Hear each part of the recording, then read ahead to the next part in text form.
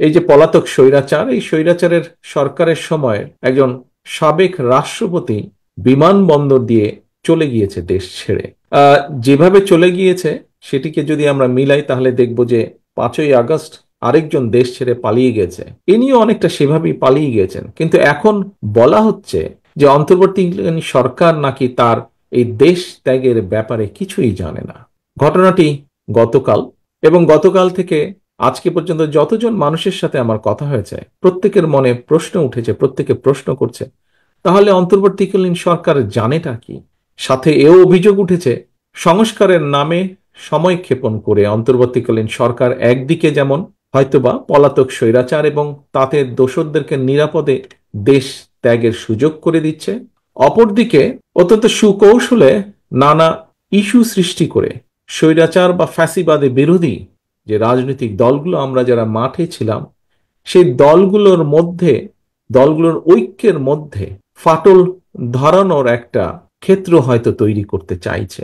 পলাতক স্বৈরাচারদের সহযোগীদেরও পুনর্বাসনের ক্ষেত্রও হয়তো তৈরি করতে চাইছে। প্রিয় উপস্থিতিবৃন্দ, এই বিষয়গুলো ঘুরে ফিরে মানুষের মনে প্রশ্ন তৈরি করছে। এবার আমি একটু ভিন্ন কথায় আবার আসি।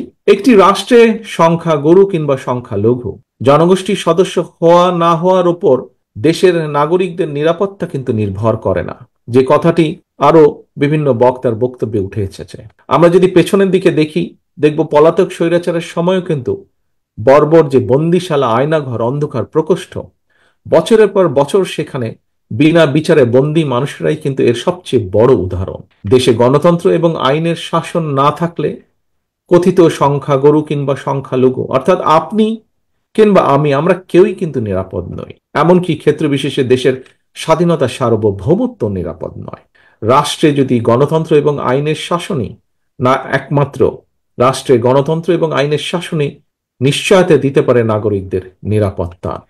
দেশে গণতন্ত্র এবং আইনের শাসন নিশ্চিত করার অন্যতম পূর্ব শর্ত হচ্ছে জনগণের সরাসরি ভোটে নির্বাচিত, জনগণের কাছে জবাবদিহিমূলক সংসদ এবং সরকার প্রতিষ্ঠা। নির্বাচিত সরকারকে জনগণের প্রতি মুখাপেক্ষী করে দেওয়া গেলে দেশে গণতন্ত্র এবং আইনের শাসন টেকসই হয়ে ওঠে, যা গণতান্ত্রিক দেশগুলো যার সবচেয়ে বড় উদাহরণ।